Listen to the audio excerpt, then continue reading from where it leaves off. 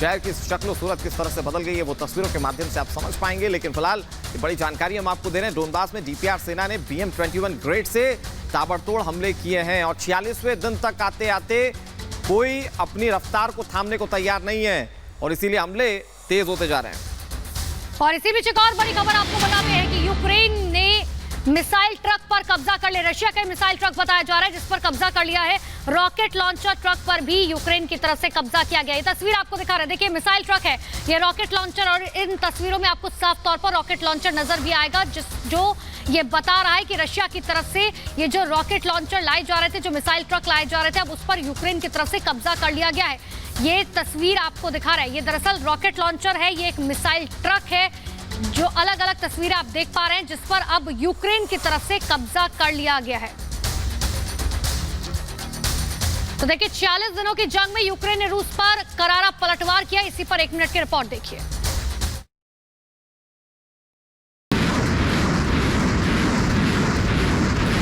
रूस के ग्रैड 21 multi barrel rocket launcher ने यूक्रेन में मचाई है महातबाही।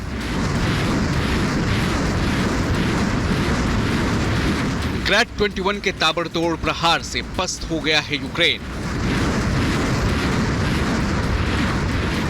122 mm रॉकेट के प्रचंड प्रहार ने यूक्रेन के कई बड़े शहरों को मानो खाक में मिला दिया है। लेकिन युद्ध के 46वें दिन भी बुलंद हौसलों के साथ रूस के सामने डटी है यूक्रेनी सेना। यूक्रेनी सेना ने रूस के कई ग्रैड 21 रॉकेट लॉन्चर ट्रक को अपने कब्जे में ले लिया है। यूक्रेन के कड़े प्रतिरोध की वजह से हालांकि रूसी सेना ने अपनी रणनीति बदल दी है और अब मारिउपोल पर कब्जे के बाद रूस का पूरा जोर अब डोनबास क्षेत्र पर पूरे कब्जे की है। यूक्रेन के मिशन को पूरा करने के लिए पुतिन ने अपना नया सिकंदर भी तैनात कर दिया है। अब देखना होगा कि रूस का मिशन यूक्रेन कब खत्म होता है। Bureau report, Republic Bharat. और इसी बीच एक बड़ी खबर आपको बता दें कि रशिया पर यूक्रेन की तरफ से लगातार पलटवार किया जा रहा है। जिस तरीके से रशिया वार कर रहा है पिछले 45 दिनों से, आज 46वां दिन है, लेकिन एक वार का पलटवार जो है वो यूक्रेन भी कर रहा है और हर शहर में जो है पलटवार किया जा रहा है। तो रशिया पर यूक्रेन का पलटवार, रूस के काफिले पर यूक्रेन की तरफ से हमला किया गया। रशिया का काफिला आपको दिखाते हैं जहां पर देखिए यूक्रेन की तरफ से जो है हमला किया गया पलटवार के तौर पर। ये देखिए, ये तस्वीर आपको दिखा रहे हैं ताकि आप आसानी से समझ सके। देखिए ये जो तस्वीर आपको दिखाई दे रही है, दरअसल एरियल व्यू आपको दिखा रहे हैं। दरअसल यहां से गाड़ियां निकलती हुई, देखिए रशिया का ये काफिला जिस पर यूक्रेन की तरफ से हमला किया गया और उसके बाद आग के धुएं में लिपटी हुई ये गाड़ियां आपको नजर आएंगी साफ तौर पर। तो यहां से ये काफिला गुजर रहा था लेकिन अचानक ही हमला किया गया और हमले के बाद की तस्वीरें देखिए।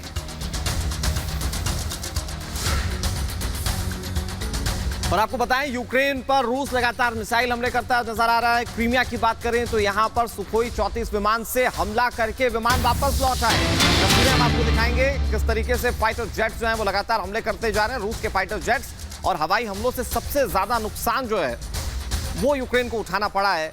और एक बार फिर से क्रीमिया के अंदर ये तस्वीरें देखने को मिली जब आप देखिए कि आसमान में किस तरीके से सुखोई 34 विमान जो है वो मंडराते हुए नजर आ रहे हैं। ये जाते हैं, सीमा के उस पार दाखिल होते हैं, हमला करते हैं, वापस लौट आते हैं। कितनी तबाही मची अभी हालांकि इसकी जानकारी तो नहीं मिली है, लेकिन इस हमले का मायना इसे इस तौर पर भी समझिए क्योंकि क्रीमिया तक पहुंचने के लिए कॉरिडोर तैयार करने की कोशिश कर रहा है और वो कॉरिडोर अगर गुजरता है डोनबास के इलाके से, मारिउपोल के इलाके से, लुहांस्क के इलाके से और ये जोड़ेगा रूस को। तो ऐसे में यहाँ पर हमले बहुत ज़्यादा अहम हो जाते हैं और इसे स्ट्रेटेजिक तरीके से दरअसल रशिया अंजाम देने की कोशिश कर रहा है। आप तस्वीरें देखिए किस तरीके से सुखोई 34 विमानों से ये हमला किया गया। एक्सक्लूसिव तस्वीरें हम आपको दिखा रहे हैं जहां पर सुखोई 34 विमान, ये ऐसा विमान है जिसे रशिया से तमाम दूसरे देश भी खरीदते हैं और ऐसे ही विमानों से, जिसकी खासियतें कई ज़्यादा हैं, ऐसे ही विमानों से लगातार हमले करने की कोशिश रूस की ओर से की जा रही है। यूक्रेन में अब तक हमला हुआ उसकी हर तस्वीर आपने देखी। एक और नए हमले की तस्वीर आप देखिए क्रीमिया के अंदर, क्योंकि ये पोर्ट का इलाका है, समुद्री इलाका है, आप देख पाएंगे तस्वीरों में भी ये समुद्र के आसपास के क्षेत्र में हमले किए गए हैं और ये स्ट्रेटेजिक लड़ाई रूस इसे और तेज करता हुआ नजर आ रहा है।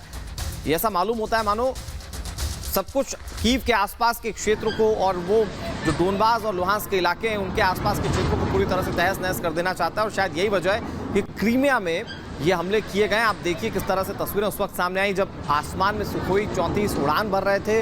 अगर हम आपको इसकी गर्जना सुनाएं तो आप इससे भी समझ पाएंगे कि ये कितने